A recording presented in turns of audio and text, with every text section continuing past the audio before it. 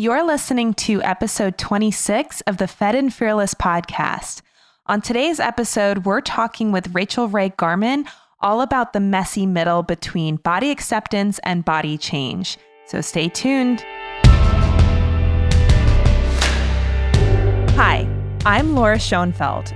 I'm a registered dietitian and coach trained in functional medicine with a passion for helping women just like you ditch perfectionism and use food, fitness, and self-care to fuel your bigger God-given purpose. I believe that it's possible to achieve your biggest life-changing goals without the frustration, obsession, or negative self-talk that so many women subject themselves to every day. All you need are the right tools, the right mindset, and the faith to turn your dreams into reality. I'm here to guide you along the way. The truth is that you are so much more than a body, and I'm on a mission to help you change the way you think and act at a core beliefs level so you can transform your physical, mental, and spiritual health from the inside out. Are you ready to become fed and fearless in your pursuit of a healthy, meaningful life? Welcome to the Fed and Fearless podcast. Hey there, welcome back to the Fed and Fearless podcast. I'm Laura Schoenfeld. I'm your host as always, and we have such a great interview for you today. I know I say that every time, but honestly, I am just so blessed to have so many awesome people that are willing to come on the show and to chat with you all. So the person that we have today is someone who is an internet friend of mine who I had the pleasure of meeting in real life. She is awesome, and I still stay in touch with her, even though she's been super, super busy with being a newlywed and being in grad school. And just, she is someone who's just go, go, go all the time. So I was so happy that she was able to take some time out of her busy schedule to come chat with me and chat with you all, because she has so much information to share, so much knowledge and wisdom, and has just such an interesting perspective on topics of body image and body change and all of the messy middle in between. So today I have with me Rachel Rae Garmon. Rachel is an image and wellness coach, educator, and researcher that explores body image narratives. She's currently working on a master's in clinical mental health counseling, where she focuses on trauma and body image narratives. She also holds a master's in communication, where she studied messaging surrounding women's body image dissatisfaction. Rachel is also a personal trainer who has a background in coaching collegiate soccer and strength and conditioning. So as you can see, Rachel has a really interesting mixed background of understanding body image and cultural narratives, and also how to implement evidence-based changes that can change your body. So there's a lot of wisdom that she has to share. We get a little bit controversial for sure in this episode, but it is something that I think is really important to talk about, because otherwise, we end up in this black and white world of either always focus on your body and try to change it, or accept your body as exactly as it is and don't ever try to change it. And as you guys know, that's not my philosophy. I believe we should accept our bodies as we are, and also take action to make evidence-based changes that are going to help us have the healthiest and most vibrant bodies possible. So all of that said, I have a great interview today. I'm so excited for you to hear from Rachel. And without further ado, here is Rachel Rae Garmon. All right, everybody. I am so excited to have with me on the show today, Mrs. Rachel Rae Garmon. How are you doing, Rachel? Yay. So married. No, it's so fun to hear that one, because I got married 3 months ago. So anyone's like, Rachel Rae Garmon, I'm like, that's right. I am married. I'm good. I'm busy, but I'm good. How are you doing? Yes, I'm good too. And I think some of our listeners may be familiar with your name being Rachel Rae Barnett. Yes. But as Rachel mentioned, she is very much married now and rebranding to her new name. So we will make sure that if you're after this interview, which I'm sure you will want to follow Rachel, that you are getting her correct name and that you can find her. So all of that said, I'm super pumped to have you on the show today, Rachel, because you and I have definitely connected on a variety of different topics, actually. And I know I had been following you for a while before we met in person. I think it was like about a year ago in Nashville. And we spent like almost the whole day together, just like talking about stuff. And it was so fun. And I just love everything that you do. And I'm so excited to have you on the show to chat about things like body image and weight loss and all the stuff that's gonna, like we said, ruffle some feathers potentially, but also hopefully inform and educate people as well. Yeah, remember earlier I was talking to my husband and I was like, I get to talk to Laura today. And it's crazy that we met because of social media. And as harmful as a tool social media can be today, it can also be very helpful. And so I love that we were able to originally connect on social media, and we've just stayed friends, and we've stayed in this very working relationship, but also friendship too, of being able to just talk about what's the science saying? What are you thinking? And I've really loved watching it evolve and grow. So thanks for having me. It's great to be talking with you, and I'm looking forward to this. Yay. Well, so there may be some people that are listening that don't know you and your story and why you are somebody who has so many diverse interests. So I would love to hear your nutshell version, since I'm sure you're a great storyteller. So I'm sure it could be the whole podcast just telling stories. But just in a nutshell version, what brought you to where you are today, talking about things like body image, mental health, and fitness? Yeah. So for those that don't know me and what I'm doing, where I'm currently at today is working on my master's in clinical mental health counseling and getting a certification in trauma as well. But my background is fitness. I was a Division I college athlete. I eventually moved into coaching at the collegiate level for soccer and strength training. Went through personal training. I've worked at gyms and really dove into how does fitness influence our bodies? How are we connected to each other, right? And then my first master's, I've had to like really learn how to confidently say that, because I always kind of feel bad when I'm like, my first master's. And I'm like, no, be proud, Rachel. But my first master's is in communication. And I researched women's narratives surrounding body dissatisfaction.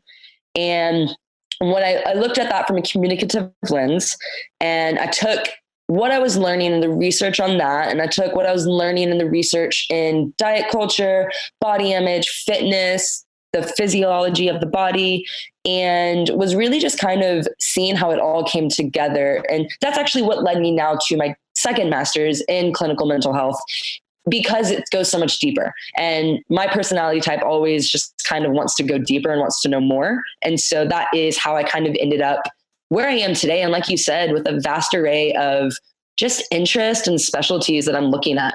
Well, and I know that you have some personal history with just fitness being a big part of your life, and maybe even becoming an excessive part of your life at certain stages. So obviously whatever you're comfortable sharing, but do you have any sort of like personal story to attach to why you are so interested in these topics? Yeah, absolutely. Right. Like, so I think a lot of people have heard this before, and if not, I hope they hear this now. It's always share a story out of the healing, right? Don't share from the wound. And so for me, it's really easy to talk about my past. I had multiple eating disorders from when I was in high school and early college years. And that really, when I found freedom from those, because I think one of the things that really drives me crazy and makes me angry is when people are like, well, once you have an eating disorder, you always do. And I fully disagree. The research shows both ends. It just depends on the person's healing, but real true healing and freedom from those things are possible. And I am a walking testimony to that. And so for me, I found healing through my 20s, right? This wasn't quick. It took a lot of time, years of really kind of, for a lack of better terms, just coming home to my body and really finding it a safe space that's always there for me.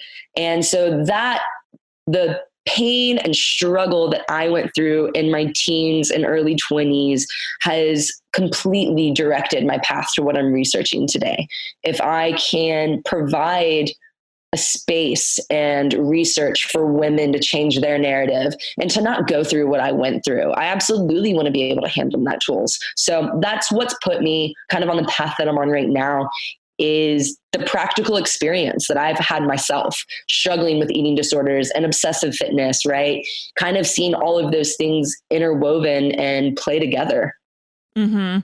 And it's interesting because from your work that I've seen and the conversations that we've had, you have this interesting mix of having had an eating disorder and obviously having done a lot of research on eating disorder recovery, and then also working in the field of fitness and even things like body recomposition and fat loss. And I feel like most of the time you don't see those two things talked about together. And I even feel like recently in the last, I don't even know, it seems like very recent, but I'm sure it's been a couple of years that this has all been happening. But just in the last like year or two, I've been noticing an ever-growing rift in the health industry where you're either on team weight loss and team like get lean and get a six-pack kind of mindset, or you're on team health at every size and saying that any sort of weight loss goal is unhealthy and unsafe and not good to pursue. So I would love to hear what your stance on this issue is.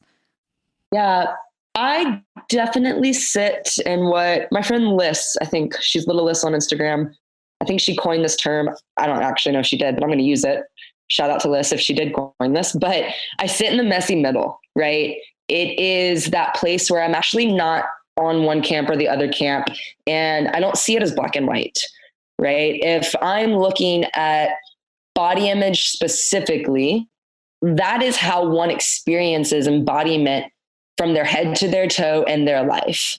Well, that itself is very subjective from person to person, right? Everyone's going to have different experiences. And then if we're really looking at the makeup of body image, we're looking at sociocultural pressures, right? We're looking at interpersonal experiences. We're looking at personality characteristics, and we're also looking at physical characteristics. That's a lot of things making up body image itself. And then when we look at the science behind diet culture, where the health at every size camp sits, there's a lot of stuff they are doing really well.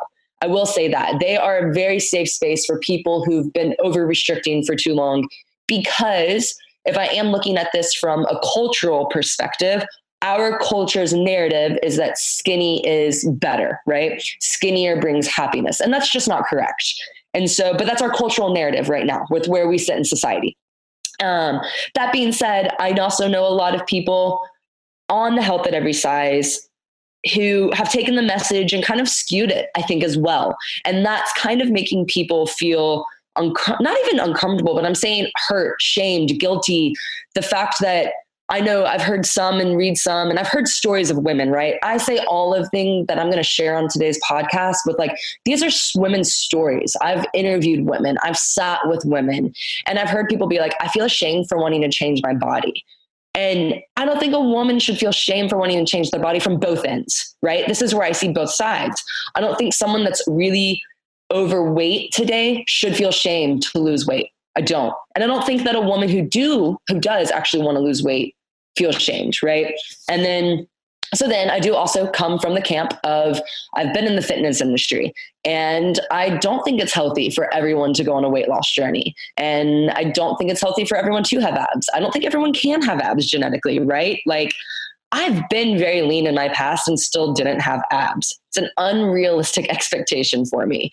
And so I really sit in that middle of, it depends. Like, what is the makeup of everything that's going on? What is the person experiencing? And it's just not that simple as no one can ever want to lose weight or change their body. And it's not that simple of weight loss equals health, because neither of those are correct. And I feel like that is where there is this confusion and frustration, whether it's from like the general public or from people like you and me, where like I know I've seen some stuff recently where people say that if there's a health practitioner who wants to help you lose weight in a quote unquote like body positive way, that they are actually dangerous. I've seen that term used. And I'm thinking to myself, I'm like, so if that person's dangerous, then if somebody feels like weight loss would be a good thing for their body and their health, you're essentially telling them, sorry, you can't. And I just feel like again, it's a ton of nuance. I think there's a big difference between someone wanting to lose the last 10 pounds and someone who has 100 pounds to lose and really would feel physically better if their body was at a slightly smaller size. And so I just get frustrated because it's like, I don't understand why it has to be so black and white. Like it's either, you're either, being overweight is 100% willpower related. And the reason that you're overweight is because you eat too much and you don't exercise enough. There's that mindset. And it's like the whole calories in, calories out, take that to the grave kind of mindset. And then there's also the mindset of diets don't work, weight loss doesn't work. You can't change your body. I saw somebody recently said, you can't lose weight any more than you can grow taller. And I'm just like, that's like literally not scientifically accurate. And I feel like telling people that is basically saying, hey, if you're overweight or if you're at a very large size and you're uncomfortable, you just have to learn how to accept that and you can't do anything about it. And I just don't think that that's true for a lot of people. Maybe not everybody. Obviously, there's some health conditions that can create those results that aren't in the person's control to change. But I'd say for a large majority of people in our country, if they're struggling with gaining weight and feeling frustrated about how their body feels or, you know, how they can wear clothes, that kind of thing, I think telling them that they just have to be accepting it and not try to change that. I just feel like it's really disempowering. And I get that they don't want to do it from a shame-based, like, oh, you're a bad person if you're overweight perspective. But I feel like we're totally missing the actual like evidence-based what's possible. And no, it's not easy, but does that mean that you should just give up and not even try? So I feel like you and I are at least on a similar page about that. What do you think about that little rant that I just went on? It's so nuanced, right? Because we're hearing, like I said, I've interviewed so many women and I'm hearing women genuinely confused today, right? Because they don't, either they're being told they shouldn't want to lose weight, or they're being told that accept your body even though you're not really liking it. And then this is where like I go deeper and I'm like, okay, well, what are you not liking? Why don't you like it? Right? Like, why do you really want to lose the weight? Because that reasoning at the core is so important for so many people. If they're wanting to lose weight because of they hate themselves or they're trying to find worth or value, that's not going to be sustainable, right? And this is where I think we just need more education. We need more education around like, hey, if you want to lose some weight, we've got to figure out why you want to do it, but also it's not bad. It's also not good. It just depends, right? I feel like my answer for everything is just, it depends. If we're looking at someone who is definitely wanting to go after health markers, right? And they come to us and they want to lose weight, I typically change the narrative. I'm like, okay, let's work on just feeling better when we're moving. Let's get your blood pressure back in the gold standard, right? Let's work on your waking heart rate. We see the research that a lower waking heart rate, right? If we're sitting in like the 50s, lower 60s, it's just better for longevity of health. How do you do that? Well, you do that through aerobic work, right? So if I see pushing exercise from a positive standpoint, if we push that more and we're educating our clients and people on what they're doing, and we're educating them on embracing their body through the process, and they get to a point where maybe they don't reach their goal weight or they do reach their goal weight. The goal weight, in my opinion, doesn't really matter. What it is for me, though, is they're learning how to actually enjoy being in their body. And if weight comes off, it comes off, right? Because I actually don't see the pursuit of weight loss entirely as a bad thing. I think, like I said, it depends. And so it's what you were saying, right? Like, I'm not going to tell someone who's coming to me that wants to lose weight because, let's say, their joints are hurting, right? And I've heard arguments from other people saying, well, we should have other procedures in place for people who have that. And I'm like, but why, when losing weight is just cheaper, right? And then this is a socioeconomic issue as well. There's so many layers to this. But I'm going to be looking at, you're right. Like, if someone comes to you and they want to lose weight, let's help them maybe change the narrative to where we're not focused on weight. Let's maybe get them in counseling so they're working on a few other things. But I very much don't think anyone should be shamed for wanting to feel a certain way in their body. Yeah, I agree with that. And I haven't heard anyone say that there should be other interventions for joint pain. other than potentially I have. like what, like a knee surgery or something? Like what? I don't understand what the other intervention would be. I'm not going to start bashing, but like I've heard other people talk about interventions where other surgical interventions need to be in place, just other things. And I'm just like, that sounds expensive.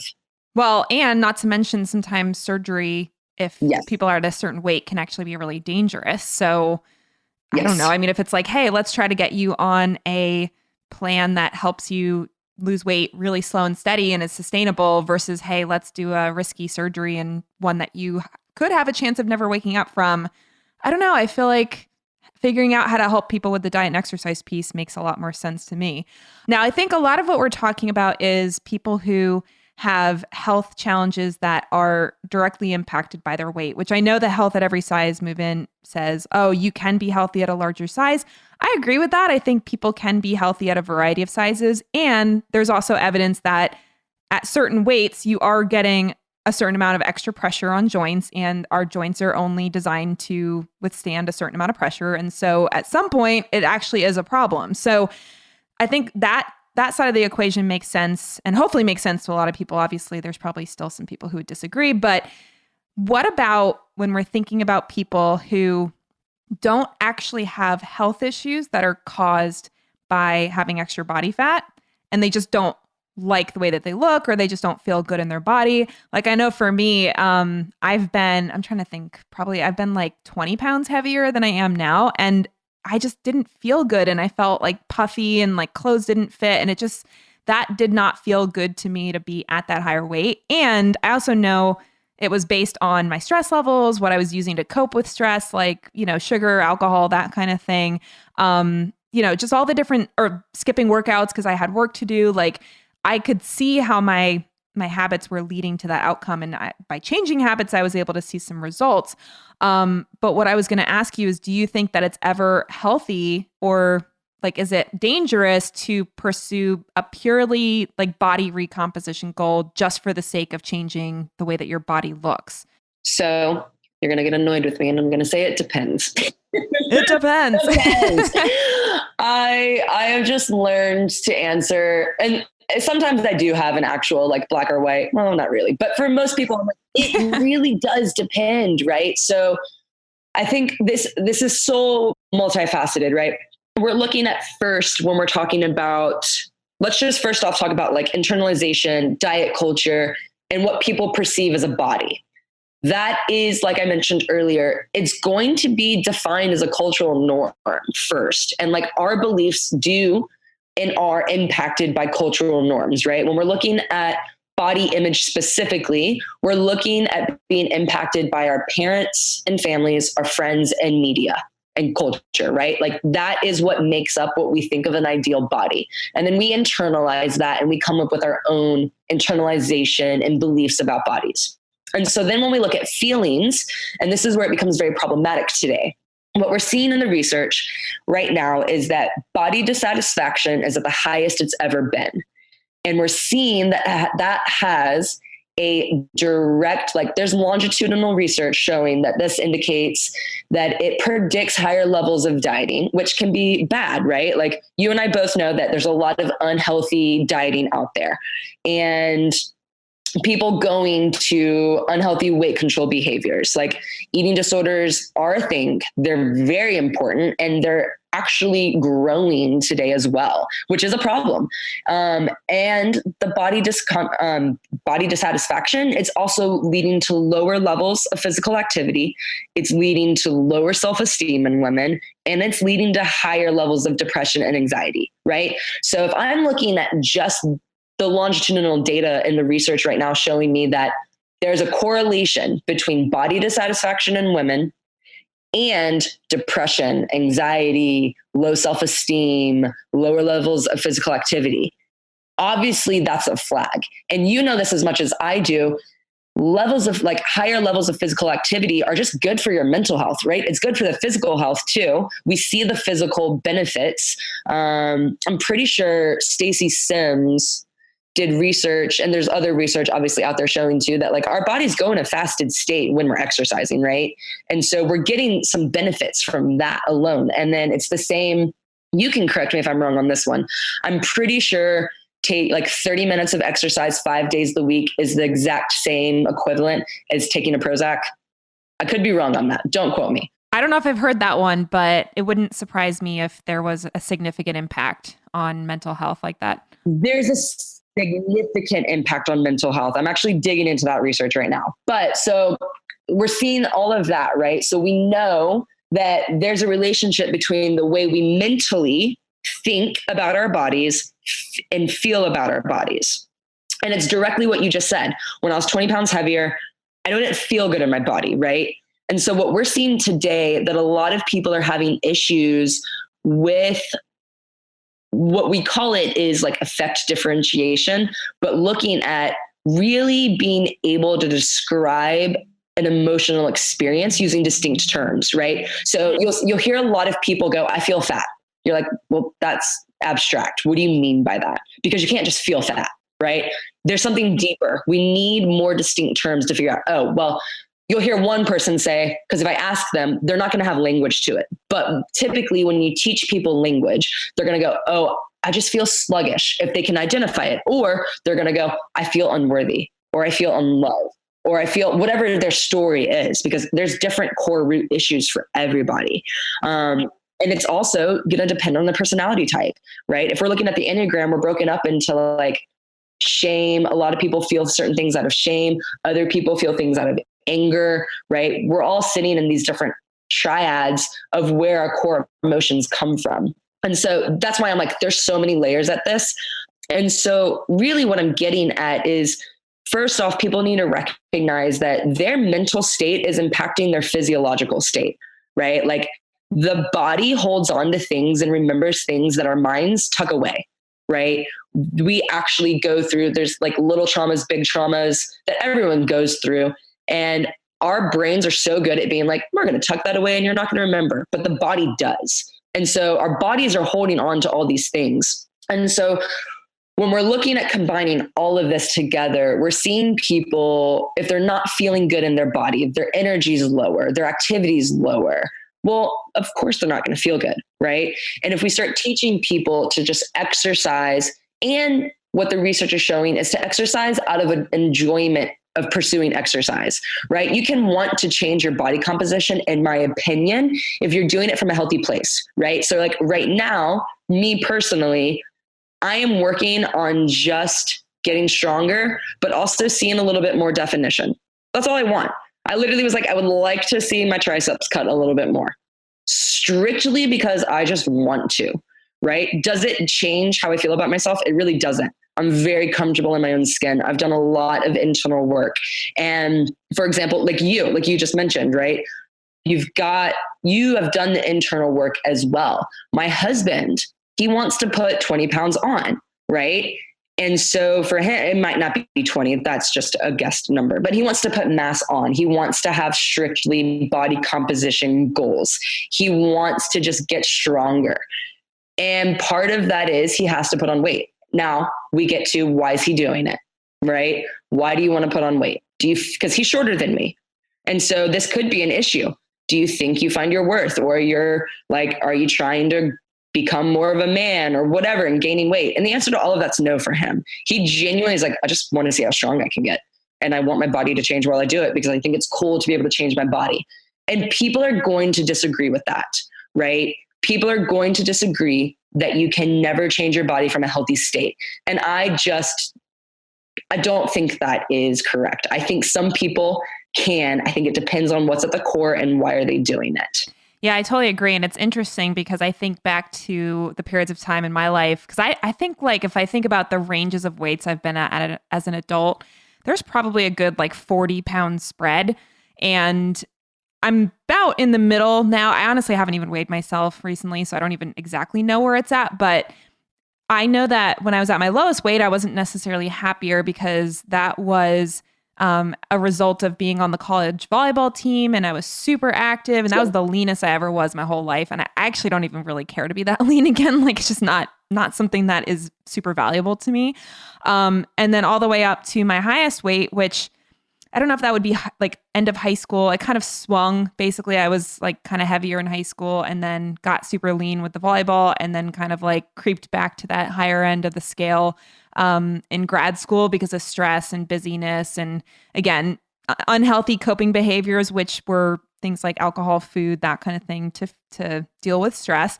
And I feel like I'm at a place now where I'm almost like very distracted from other things in my life to really be thinking about my body that much. So it's not like I, Which is a great sign, by the way. That That's is a great exactly. sign. I agree. And like sometimes I think about, like recently I'm doing a fast with my church that is more like a spiritual fast. But one of the things that I decided to do with it was no alcohol, no sugar, and no caffeine for the full 21 days.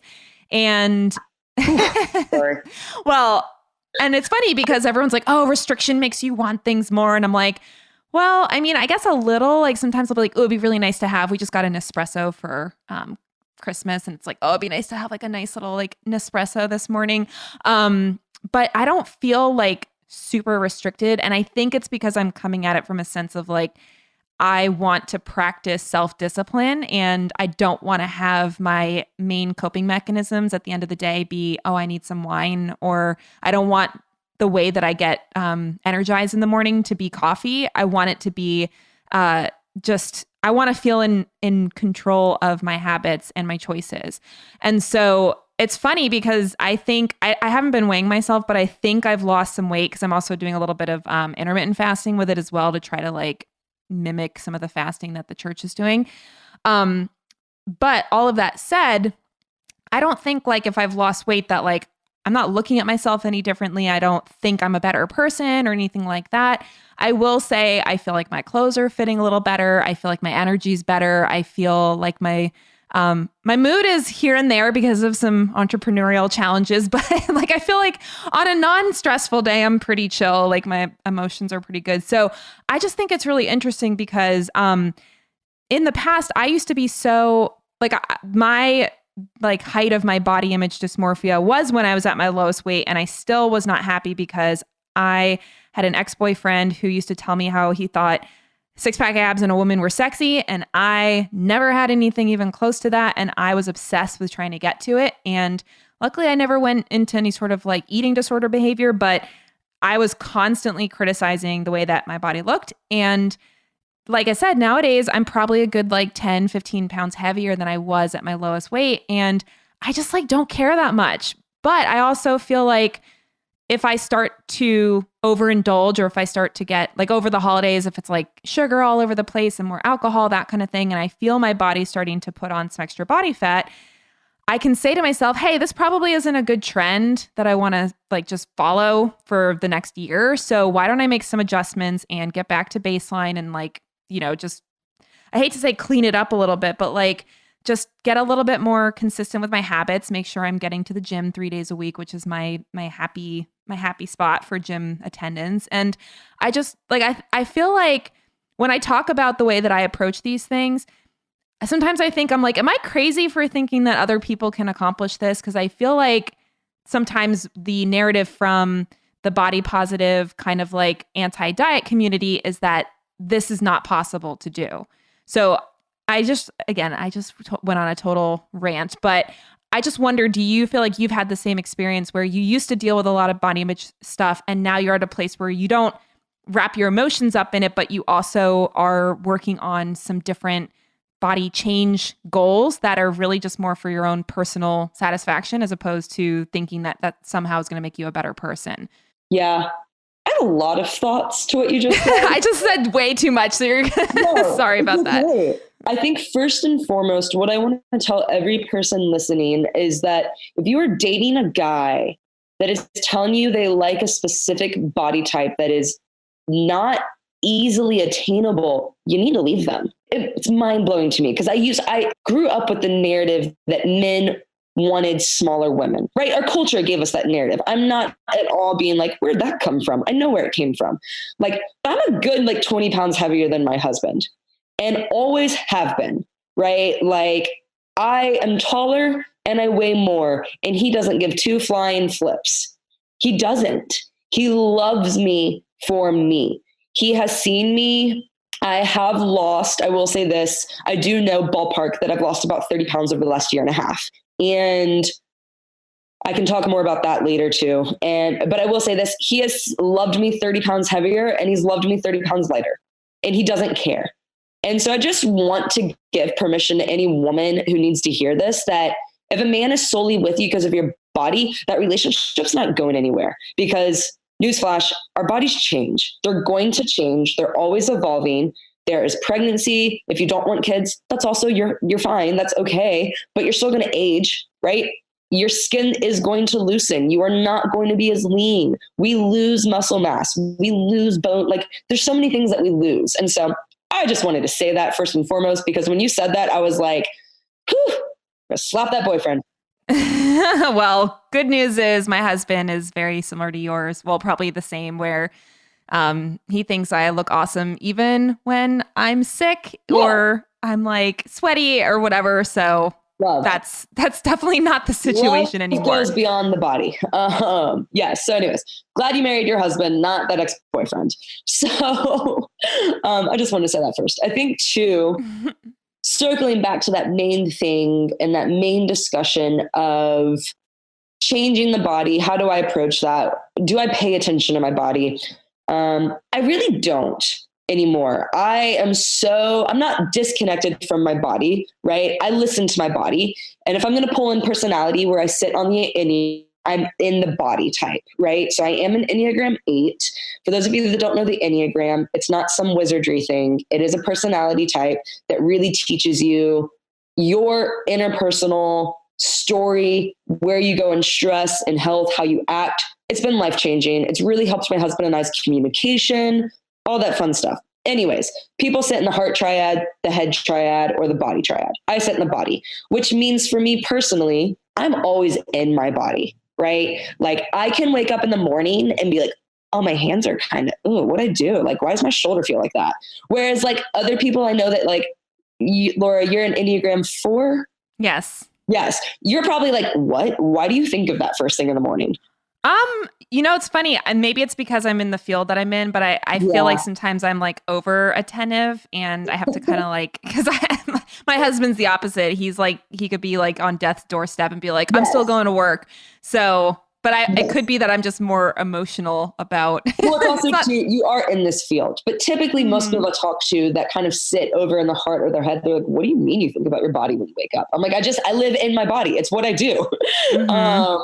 So I am always aware, but over the last, I would say 2 to 3 years, I've really gotten out of it in a sense of, I don't ever look in a mirror anymore. And it's not because I'm afraid to, I just don't care, right? Like, I will look when I'm putting on makeup, if I'm putting on makeup for the day, brushing my hair, if I'm getting out of the shower, I don't like avoid it. But like, I used to, and I know so many women with body image issues do this, where they body check, right? They look in the mirror. What does my body look like? Do my pants fit? Does my ass look good? Am I squeezing in tight? Can I see my abs? Like, the mental process to do all that is exhausting, and it's very stressful on the body, physiologically and mentally, like both. And so what we're looking at for a lot of people, for me too, with what you were talking about, is I'm just not as in tune to the sense of like, I don't really care if what size I'm at. What I care about is, how's my energy through the day? Am I eating enough food to make it through the gym for myself? And I will say this for me, like, you're not crazy. Like, I go to the gym 3 to 4 times a day, but that's because I value that. And, a week, right? I mean, not a day. Sorry, so wrong. A week. You're right. So I don't think it's crazy, but you have to look at, what are you saying yes to and what are you saying no to? Right? We've got to look at these habits for people. Are you saying yes to more family time? That's okay. You just can't feel bad about not being able to maybe go to the gym as much. Where are your priorities? And not feeling bad about those priorities, right? Like, for you go 3 days a week. That's amazing. I have some clients where we kind of agree on 1 to 2 days because that is what's realistic for them with their schedules. And then I have other clients who go 6 to 7 times, which I'm like, can you please drop down to 5, please? I'm like, why are we going to the gym that much? But we're looking at, that's also, where are you at in your lifestyle? I think so many people are forgetting that, like, some people are married with families. Some people are single.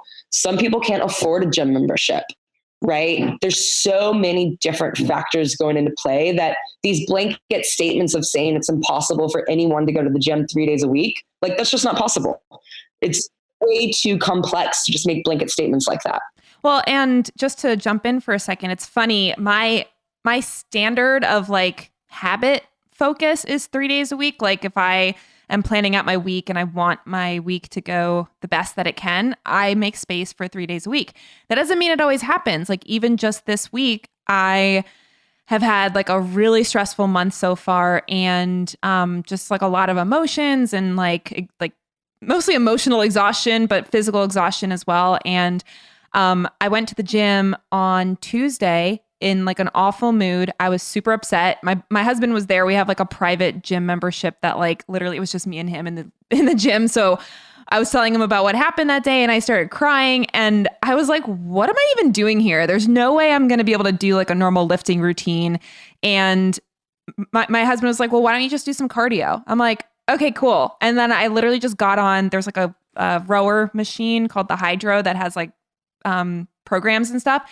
And I was like, I'm just going to pick a 20-minute rowing program. I'm just going to do it. And then I'm done for today's workout. And so my feeling is like, there's a difference between having a consistent habit that you aspire to in your week and also being flexible and intuitive about any given day that happens. Because if I had tried to lift that day, I might have like hurt myself, or I might have just gotten super frustrated and more emotional. Whereas with the rowing, I was just like, all right, brain turn off. Let me just focus on like my body here and like physically moving. And I actually did feel better while I was rowing. Yeah. So I feel like that's where I feel like the fitness industry tends to fail a lot with training people how to move and how to intuitively move, because it's all about, oh, follow this program and like do this many days a week. And the more you can go, the better. And I really feel like everybody needs to find the best strategy for themselves, and they need to be flexible with what that best strategy is on a week-to-week basis. No, I completely agree. I mean, I think you've heard me say this before, but I'm like, cavemen weren't back squatting, right? Like what? I back squat. I love back squatting. I squat all the time, but like realistically, cavemen were not back squatting. It is not this like, there's only one way to work out. The best way for you to work out is to move your body in a way that brings you joy. Right. And I don't mean only joy. You can be in like gritting through it and having a really tough, hard workout and it still bring you joy. Right. Mm-hmm. I love barbells. I love getting under a barbell. I love deadlifting. I love squatting. I love doing all of that. Do I love it during the moment? I'm kind of like in a head, but it puts me in a good headspace for me. Right. And then afterward, I do feel better. Right. We've got the endorphins hitting. I've moved. It brings me mental clarity, but it's the kind of fitness that I enjoy. I have had clients who are like, I love kickboxing. And I'm like, then go kickbox. I don't care what you do. Go with someone. If you were working underneath someone, make sure they're educated and you're not going to get hurt, but just do what you like. If you want to go do Zumba and you love Zumba, girl, go Zumba. Like move your body, do whatever it is. And also I will say this too. And I think this is really important to note that a lot of the research is showing that when women exercise to change their body, like if they're exercising out of like, the research is showing right now, like if we're like let's say I'm doing a Zumba class and I'm like, come on guys, dig deep. This is to lose the last 5 pounds. It actually has negative connotations. But if we're like, all right, guys, dig deep. This is for that extra energy. You're going to feel better when you leave here. Or this is to like help strengthen and they talk about like some mindset attribute, whatever it is, that's actually going to benefit the people as they leave. Right. And I'm not talking about like calories burned. I'm talking about like the mental aspect to it. So when people are working out intuitively, like you said, where they're able to listen to their body, go off of a different schedule, if it's not scheduled for them that day, but to move their body for the enjoyment of just moving their body. And like you just said, I felt better when I was done rowing for that. Right. When people are working out because they know it's good for their body, but they're going to feel better, that's when you're going to yield the most results. And I'm not talking about just body recomp results. I'm talking about any kind of results. And people are just like forgetting that. They feel like they have to go to the gym and do a routine because someone told them they had to, or because they want a bigger booty. And that is not a healthy place to be exercising from. Well, and it's interesting because I feel like one of the reasons I do barbell work is because I feel like it's the most effective way to spend my exercise time. Because I'm like, listen, if I only have 3 days a week to go to the gym and my goal is to maintain or build muscle mass and feel like my body is just, I don't know, it's having done barbell work for, I think I'm going on like year 5 now. I just feel like my body feels so different on a day-to-day basis and it's more resilient to fluctuations than it used to be. And so I enjoy barbell work, but I will admit sometimes I'm like, I really don't feel like going, and I still go because, I mean, barring illness or, emotional distraughtness like this week, I know that I'm going to feel better when I'm done. And it's a habit that is building results over time. And yeah, missing one workout here and there is not going to like totally ruin my fitness. And I've even gone like 6 weeks without working out and it's been totally fine. Didn't lose the fitness. But I also know that if I'm only listening to like what I feel like doing, a lot of times that's not going and doing a tough workout. Like and maybe this is because I miss like Enneagram 4, my emotions are like in charge of everything. But a lot of times it really just comes down to more discipline and saying, hey, I know that over time, I feel my best if I'm training 2 to 3 days a week.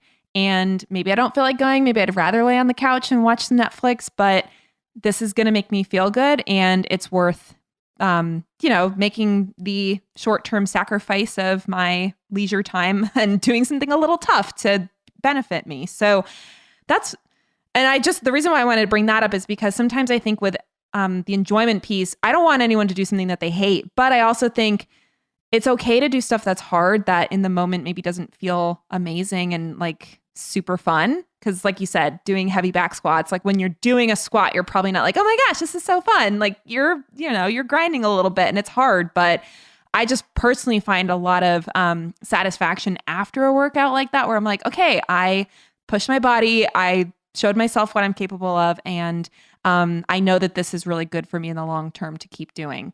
So I don't know why I was going on that tangent, but I just wanted to make sure people know it's okay if the workouts that you're doing are not like the most joyful experience, as long as you don't hate it. Like, it's okay to just be consistent, right?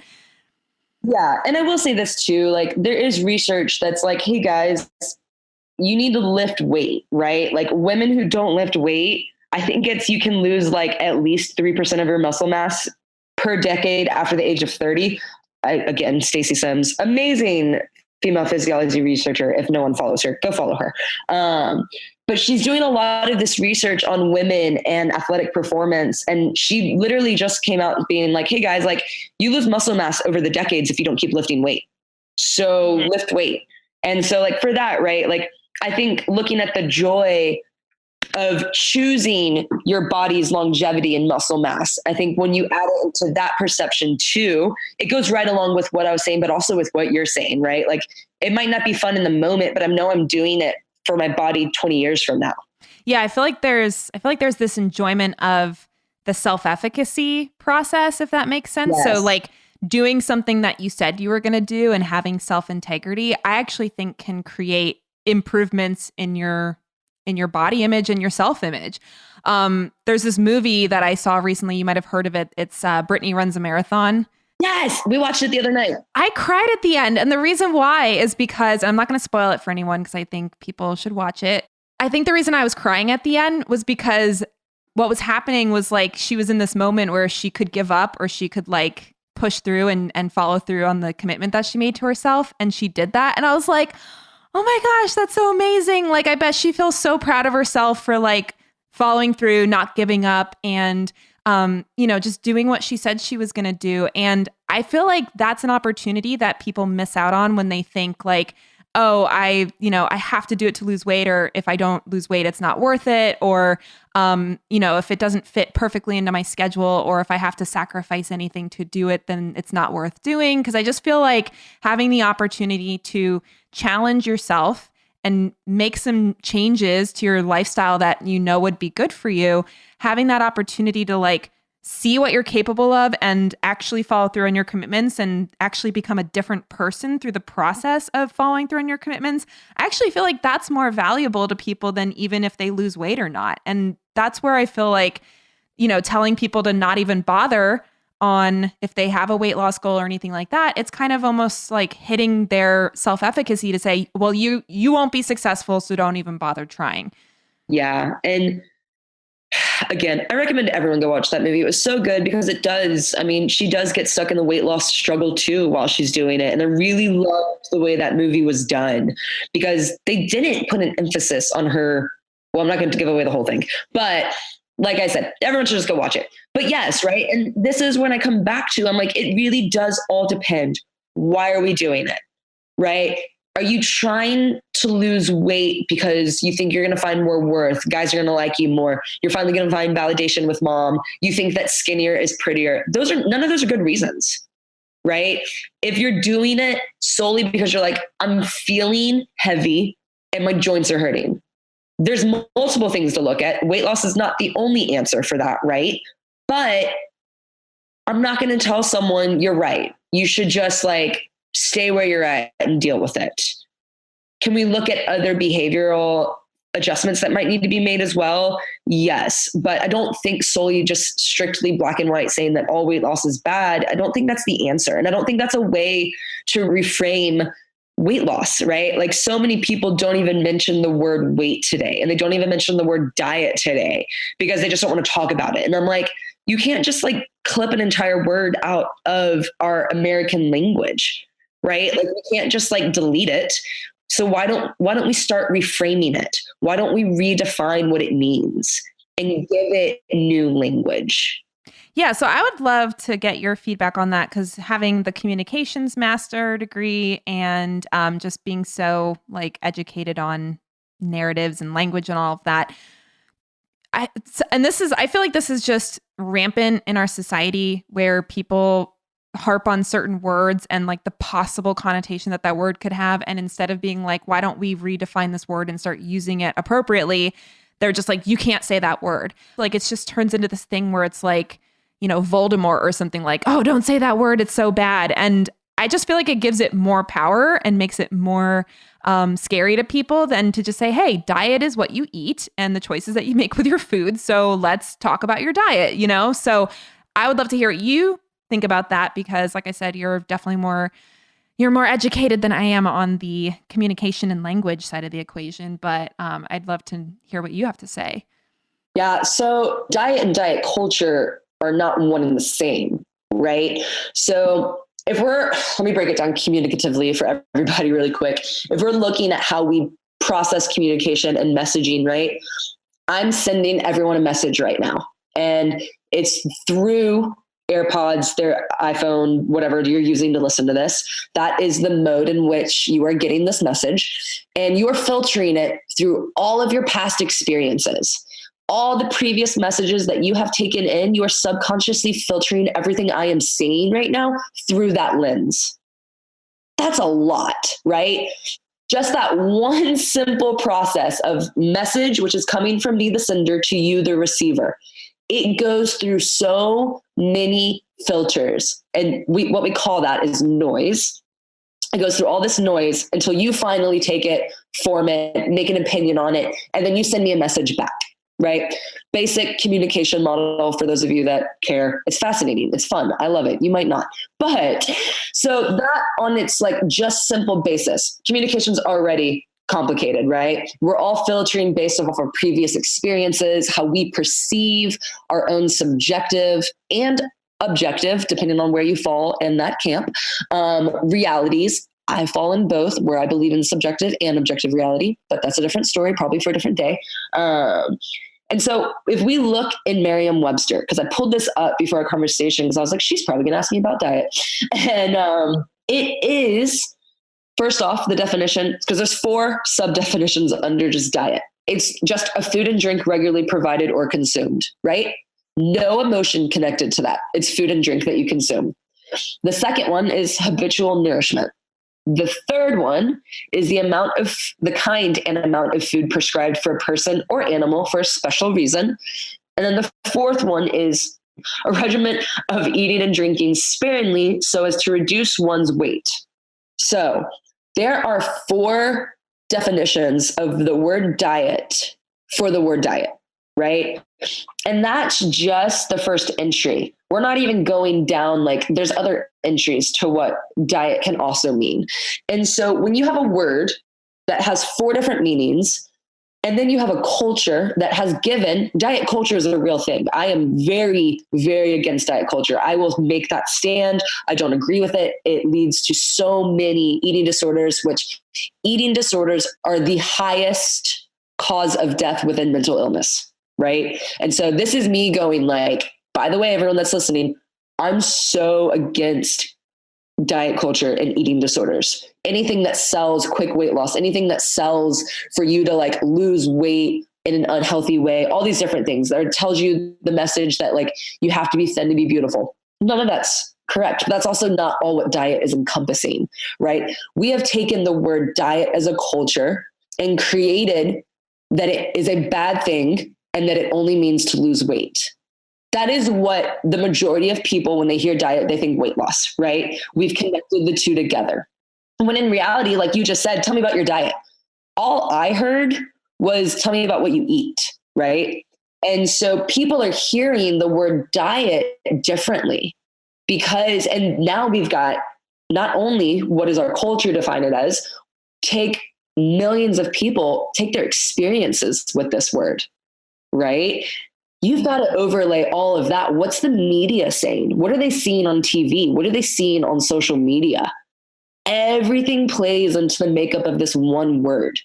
And so where I'm at right now is instead of just removing the word diet, we need to start educating people, which is hard. I'm not saying this is easy, and I'm not saying this is going to happen overnight, but educating, how do we teach people to have a better relationship with this word instead of just removing it from our culture, right? And we do need to be sensitive to other cultures as well, because this word means nothing in other cultures. And then this word can actually mean a lot. And so it really depends, right? If we go into a low socioeconomic household, I can't tell them to eat a specific way that I would tell someone else that is not in a low socioeconomic household, right? Like if you gave that kid $2, they're going to go to McDonald's and get a Big Mac. They're not going to go buy 5 vegetables and like a bag of carrots. There's no way. And so I think there's the reason this conversation is so hard is because communication is so complex and it means so many different things to so many different cultures. And so removing it doesn't solve the issue because we're not going to be able to remove it from all these different cultures. I will say this, the Health at Every Size community has done a good job at providing safe space for people to recover from disordered eating and eating disorders. However, I don't think that removing a word is always the best way to do that, right? I think what needs to be happening is like, we need to get more people into counseling, right? We need to get people working through, why is this word triggering you? What is it about the word that's causing the issue? And then as a culture, we need to be reframing this word. We need to stop talking about and selling 6-pack abs and crash dieting from juice cleanses. We need to be able to provide a new context and reframe it back to where your diet is just what you eat, right? It's not to lose weight. Yeah. And I just feel like there's so many words in the world of health and nutrition and all that have turned into this like very confusing and weird terminology. Like just the other day, somebody in my free Facebook community, the Fed and Fearless Society, was talking about doing this detox and saying how she was trying to do mostly raw vegetables and then like only cooked later in the day. And she was like saying how I really don't like eating cold food all the time. It makes me not feel good. And I have like, do it. Well, and it was like, so then I just started asking questions like, well, where did you get this information? And what is your goal? And this is not meant to like, I just think she had access to incorrect information. And the reason why I'm bringing it up as an example is because, she was saying the things that she wanted to achieve. And in her mind, what that meant is that she needed to do this restrictive detox in quotes. And it's just, like that kind of stuff drives me crazy because I'm like, there is so much stuff on the internet that like anyone can just Google like detox diet and find information about, oh, do this like mostly raw vegan and that's how you're going to detox. And like, don't worry if you don't feel good. Don't worry if you have brain fog. Don't worry if you're cold all day or like, you're exhausted. So what I'm concerned about is that people have this misunderstanding of physiology, and they are, everybody's got access to Google, whether it's on their phone, on their computer. They can go to a public library and search this stuff. And my concern is that like everybody's on a diet. And when I use that term, it's like definition number 4, like, restricting your food in some way to lose weight or to have some kind of outcome. And I just feel like the answer is not to say that, oh, this stuff just doesn't work. I feel like the answer is for professionals like ourselves and other nutritionists, fitness consultants, everybody who's actually got education and is doing the work to stay educated, and to stay looking at all different angles. We need more of our voices getting to people and letting them know that like, hey, it's not that simple. And just following whatever diet you find on the internet is not necessarily helpful, could actually be harmful in the long run. And just understanding that yes, diet is everybody eats and everybody has a diet, but that doesn't mean that dieting and doing restrictive diets is the answer to solve all your problems. So anyway, like I said, I can get off my soapbox there. But it does frustrate me. And it's like, I feel like that's what the anti-diet culture is trying to combat. And honestly, I feel like, okay, that makes sense. And also to throw everything out, like to say, oh, an autoimmune protocol is bad for you, or doing gluten-free if you don't have celiac is diet culture. And it's like, well, actually, maybe not. Maybe people actually feel better sometimes when they do those kind of things. Yeah. It's so, God, it always just depends. And it's so complex, right? Like I'm a proponent of gluten. I love gluten, but like I have a friend that just stopped eating gluten and dairy 2 months ago because she was just tired all the time. And she's got such a great relationship with her body. Oh my God, so good with food, never on a diet before, nothing. Right. So you guys are like that, cut it out. She's like, I feel better. And I'm like, okay, cool. Right. What happens though is other people do that. And then they spread the message that everyone needs to go gluten and dairy free. Right. Or other people spread the message that no one should have to do it. Where at the end of the day, I always come back to like N=1. What's the best for this person that's sitting in front of us? And what do they need to really find healing and get to where they are going to feel good in their body? All of that stuff. Right. Because I think if we're just starting to look at health too, I'm just going to be very like, health is subjective and objective. I fall in both categories, right? Where I'm like, there is just objective data, but it's also very subjective. And so we go back to N=1. Like what is going to work for the person? And can we stop spreading everything like a miracle worker? Yes. Nuance is something that does not translate very well on the internet. So I appreciate that we can have this conversation. And I hope, if nothing else, that people learn that it is complicated. That doesn't mean that it's not worth trying to figure out. It just means that looking for a straightforward, simple, black and white answer is probably not going to lead you to truth. And it's not something that, like, just going into it, understanding that there's going to be complexity here and I'm willing to do the work to figure out what is the right answer for me. I feel like that's where people's heads need to be at. And it also helps to work with a provider that has that same mindset as well. So, oh my gosh, I could talk to you forever probably. And I know that we need to start wrapping it up soon. Real quick, because many of our listeners are Christian, and I know that you are Christian and that your faith plays a very big role in your life as well as the work that you're doing. And I think even, isn't your education faith-based as well, like the new master's you're doing? It is. My clinical mental health counseling program is a Christian school, but it's K-CREP accredited and everything, right? We're very science. We love science. We love it. You can't be Christian and love science, by the way. Just wanted to make sure you knew that. I know that. The amount of people that have told me I can't be both, I'm like, well, tough.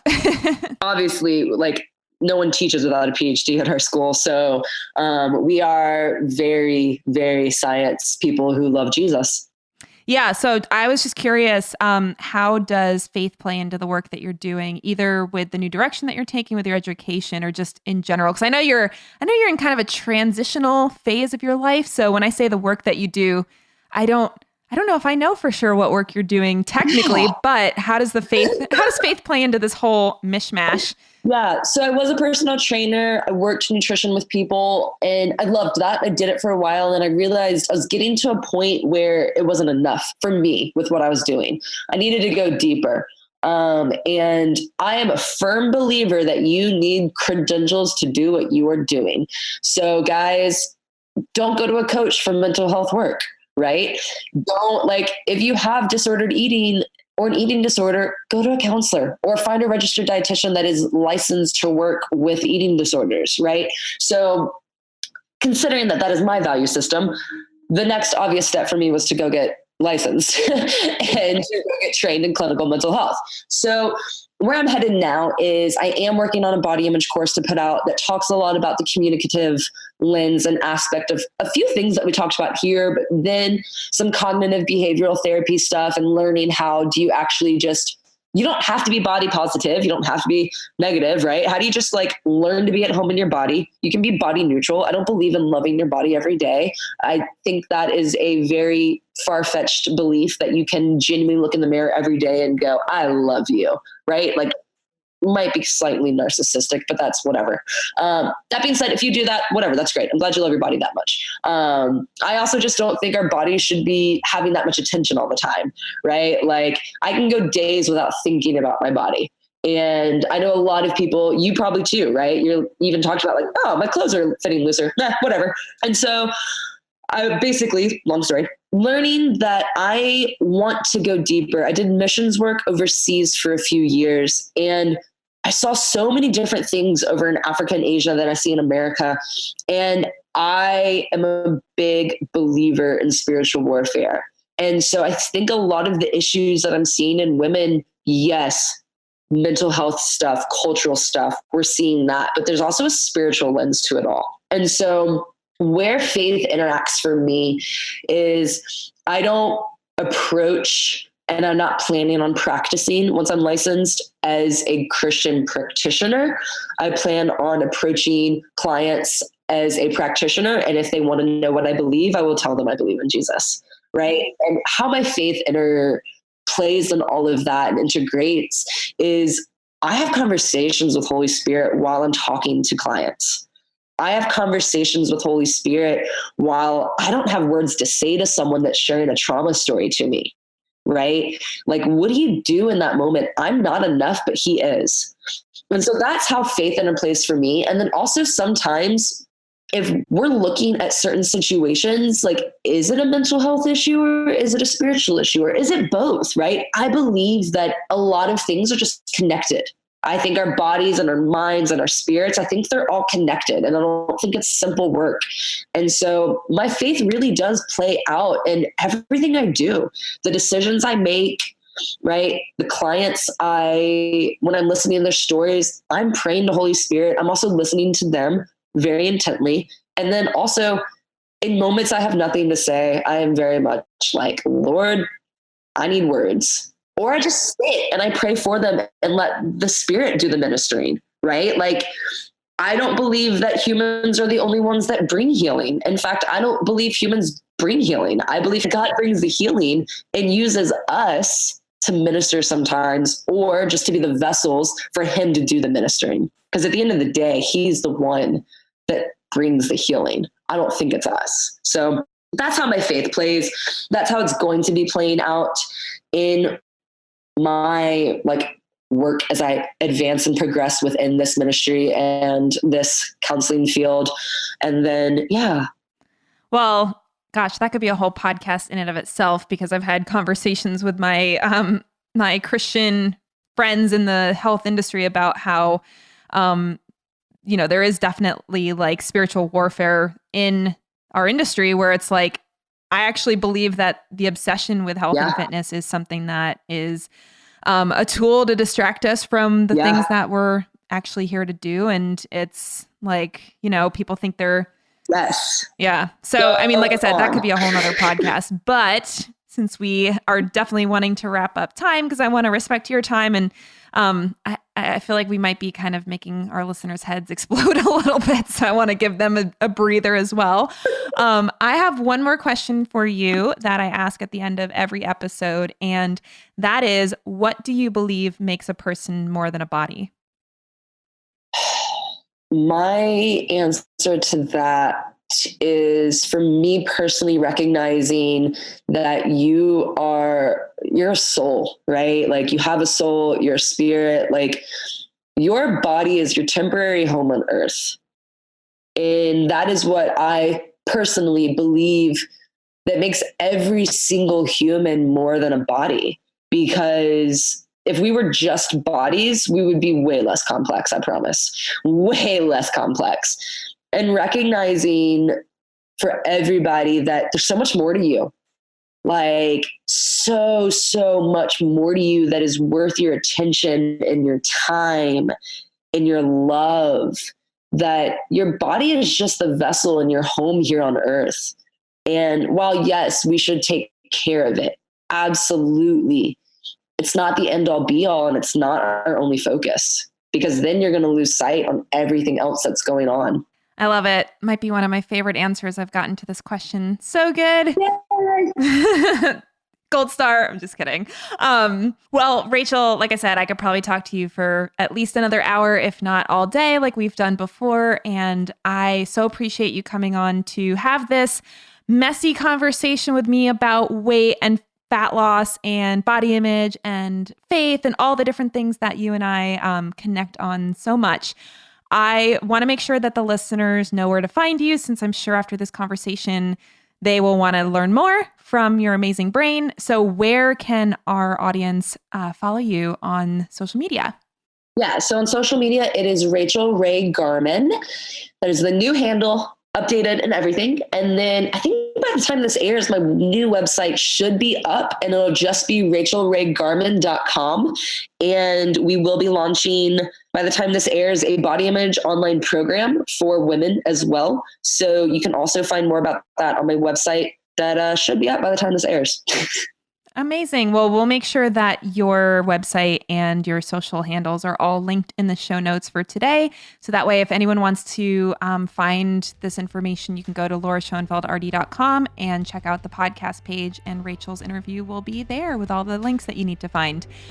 All right. Well, like I said, could definitely talk for the rest of the afternoon, but I'll have to save it for episode 2 with you at some point. But I so appreciate your time. I know you're a busy woman, so I'm really grateful that you were able to come on and chat with us. And I just can't wait to see what you create. And I might end up buying your body image course just because I know I have so much to learn from you, and just love hearing your perspective on all of this stuff. Awesome. Thank you so much for having me. All right. Well, I will look forward to having you all back here on the Fed and Fearless podcast next week. Until then, take care, everybody. Bye.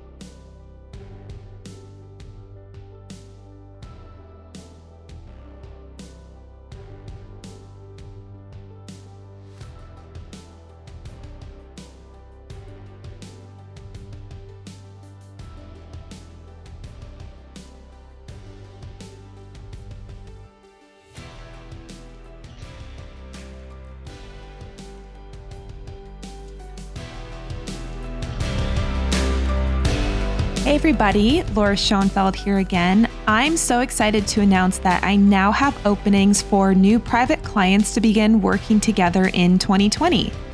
I have worked with hundreds of clients over more than 6 years on a variety of health conditions. My areas of expertise include hormone health and fertility, adrenal dysfunction, gut health, and immune dysregulation. I'm also well-versed in sports nutrition and enjoy helping recreational and semi-professional athletes maximize their physical performance. My functional medicine training and client experience, combined with my compassion and realistic view of health, makes me a well-prepared partner for you in your journey towards better physical, mental, and spiritual health. If you're looking to build a relationship with a qualified health consultant who takes the time to get to know you as a unique person, then you'll love working with me as your own personal functional nutritionist. The first step to becoming a client of mine is to book a functional nutrition strategy session. On this 30-minute strategy call, I will provide a review of your current diet and lifestyle approach, clarity on what's holding you back from making progress towards your goals, and I'll help you come up with a personalized game plan for optimizing your health. If at the end of this call we decide it would be a good fit to work together on this plan, we'll have the opportunity to discuss my consultation packages and services, and even to get started working together for a longer-term partnership so that way you can experience lasting results. To book your session, go to lauraschoenfeldrd.com and click the menu button that says Work With Me. You can learn more about how I work with clients and book your strategy session from there. I look forward to meeting with you soon.